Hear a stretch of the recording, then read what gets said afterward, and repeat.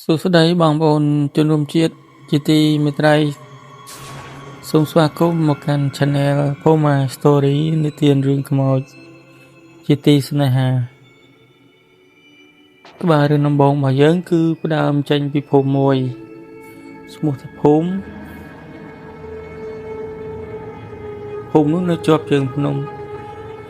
សម្បូរទៅដោយព្រៃក្រាស់ហើយអ្នកភូមិនៅទីនោះជាច្រើនប្រកបមុខរបរកាប់ឈើលក់នៅឯផ្សារមានពូ3នាក់ក៏ជាអ្នកកាប់ឈើចូលព្រៃជារៀងរាល់ថ្ងៃពូឈ្មោះពូចា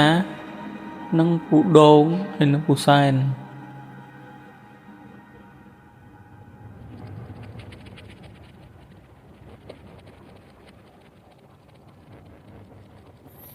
ពួកគេជាអ្នកកាប់ឈើដើរចូលព្រៃជារៀងរាល់ថ្ងៃដើម្បីរកឈើធំយកទៅលក់នៅទីផ្សារជីវិតរបស់ពួកគាត់ពឹងផ្អែកលើឈើជាចម្បងនៅភូមិនោះមានមនុស្សចាស់ជាច្រើនដែលតែងតែប្រមានថានៅក្នុងព្រៃជ្រៅខាងកើតមានទីកន្លែងសក្ការៈអ្នកតាថែរក្សាព្រៃអ្នកណាចូលទៅត្រូវគោរពកុំធ្វើអ្វីមិនល្អឡើយ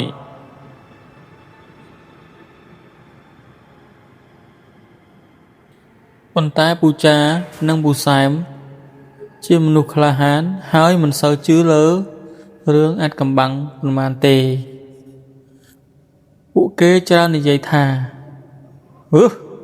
អ្នកតាអ្នកតឹងអីទេគ្រាន់តែជារឿងមនុស្សចាស់និយាយដើម្បីបំភ័យក្មេងប៉ុណ្ណោះមានតែពូខុងទេដែលគាត់មានការគោរពចំពោះអ្វីដែលត្រូវមើលមិនឃើញថ្ងៃមួយពូចាគាត់បានប្រាប់ថាគាត់បានឮដំណឹងថានៅព្រៃជ្រៅមានដើមឈើធំជាច្រើនតែមិនទាន់មានអ្នកណាទៅកាប់បើសិនជាពួកគាត់នាំគ្នាទៅកាប់យកទៅលក់អាចរកប្រាក់បានច្រើនពូចានិយាយទៅកាន់មិត្តទាំងពីរថាអើយថ្ងៃស្អែកយើងចូលព្រៃជ្រៅបន្តិចខ្ញុំបានឮមកថាមានឈើធំនៅទីនោះច្រើនណាស់វើយពូសែមឆ្លើយថាល្អណាស់យើងអាចរកប្រាក់បានច្រើនប៉ុន្តែពូខុងវិញមិនមានអារម្មណ៍មិនសូវល្អគាត់បាននិយាយថាកន្លែងនោះមនុស្សចាស់ធ្លាប់ប្រាប់ថាមានអត្តាវើយយើងគួរតែប្រយ័ត្នពូចាសើចបើភ័យអញ្ចឹងកុំទៅក៏បានដែរពូខុងស្ទាក់ស្ទើរបន្តិចប៉ុន្តែចុងក្រោយក៏សម្រេចចិត្តទៅជាមួយព្រោះមិនចង់ឲ្យមិត្តភក្តិទៅតែម្នាក់ឯងព្រឹកមួយពួកគេទាំង3នាក់យកពូថៅកាំភ្លើងនិងអាហារបន្តិចបន្តួចហើយចូលទៅព្រៃជ្រៅ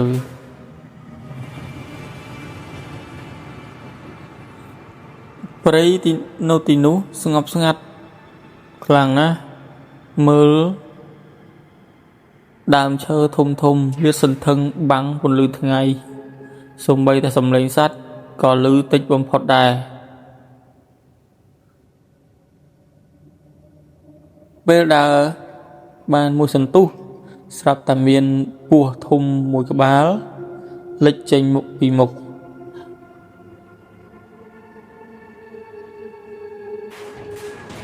ពស់នោះធំខ្លាំងណាស់ខ្លួនវាធំជាងដើមឈើតូចមួយដើមភ្នែកវាពណ៌ក្រហមភ្លឺហើយវាកាត់ផ្លូវ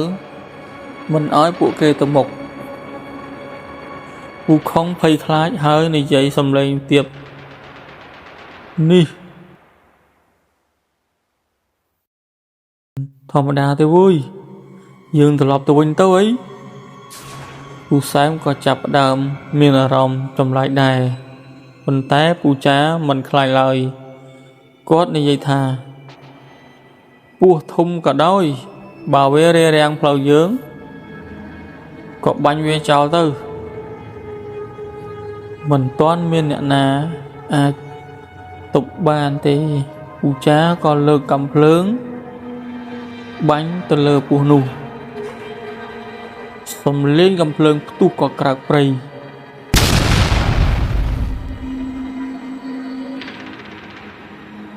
ពស់ធំនោះរមូលខ្លួនយ៉ាងខ្លាំងហើយភ្នែកក្រហមរបស់វាមើលទៅពូចាដោយសំឡេងស្ងៀមស្ងាត់គួរឲ្យភ័យបន្ទាប់មកវាក៏ដួលស្លាប់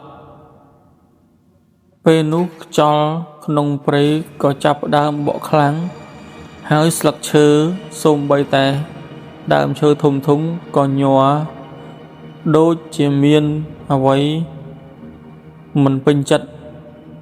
ពូខុងនិយាយភ័យយើងធ្វើអ្វីមិនល្អហើយវើយ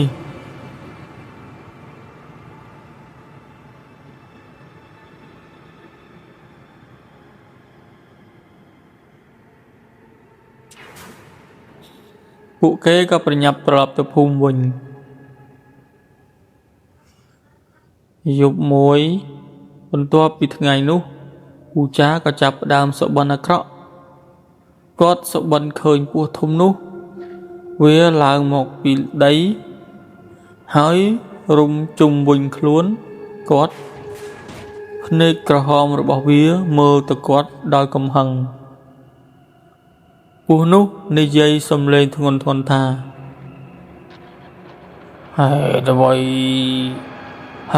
អីសម្រាប់ខ្ញុំមកប្រមានអ្នកពូចាភ្ញាក់ឡើងទាំងញ័រពីថ្ងៃនោះមកគាត់ក៏ចាប់ផ្ដើមឈឺខ្លាំងមានក្តៅខ្លួននិងនិយាយរឿងចម្លែករវើរវាយដូចមនុស្សឈួតមិនយូរប៉ុន្មានពូសែមនិងពូខុងក៏ចាប់ផ្ដើមឈឺដូចគ្នាពួកគេនិយាយថាឃើញពស់ធំក្នុងសុបិនជារៀងរាល់យប់មនុស្សក្នុងភូមិក៏ភ័យខ្លាំងពួកគេបានទៅអញ្ជើញគ្រូអាគមខ្មែរម្នាក់ដែលល្បីថាចេះមន្តអាគមពេលគ្រូមកដល់គាត់យកធូប3ដើមបួងសួងបន្ទាប់មកគាត់បិទភ្នែកសមាធិមួយសន្ទុះក្រោយមកគាត់បើកភ្នែកហើយនិយាយថាពស់ដែលពួកគេបាញ់មិនមែនជាពស់ធម្មតាទេវាគឺជាពស់អ្នកតាដែលថែរក្សាព្រៃមនុស្សទាំងអស់ស្ងៀមស្ងាត់ឈឹងគ្រូបន្តទៀតថាអ្នកតាមករារាំងពួកគេព្រោះនៅខាងមុខមានគ្រោះធំប៉ុន្តែពួកគេមិនស្ដាប់ហើយថែមទាំងសម្លាប់វាទៀតគ្រូបានណែនាំឲ្យធ្វើពិធីសុំទោសអ្នកតានៅកន្លែងដែលពស់ស្លាប់មនុស្សក្នុងភូមិក៏រៀបចំធូបទៀនផ្លែឈើនិងមាន់ស្ងោរពេលពួកគេទៅដល់កន្លែងនោះព្រៃឈើមានអារម្មណ៍ត្រជាក់និងស្ងៀមស្ងាត់ខ្លាំងគ្រូអាគមបានអុជធូបហើយសូត្រមន្តអាគមស្រាប់តែខ្យល់ត្រជាក់បក់ខ្លាំងហើយស្លឹកឈើរំញ័រមនុស្សខ្លះនិយាយថាពួកគេឃើញស្រមោលពស់ធំលើមេឈើបន្ទាប់ពីពិធីនោះអាការៈរបស់ពូសែមនិងពូខុងក៏ចាប់ផ្ដើមធូរស្រាលប៉ុន្តែពូចាដែលជាអ្នកបាញ់ដោយផ្ទាល់ក៏នៅតែឈឺធ្ងន់មួយយប់គាត់ស្រែកខ្លាំងថា về một hơi về một hơi về một nhóm ơiបន្ទាប់មកគាត់ក៏ស្លាប់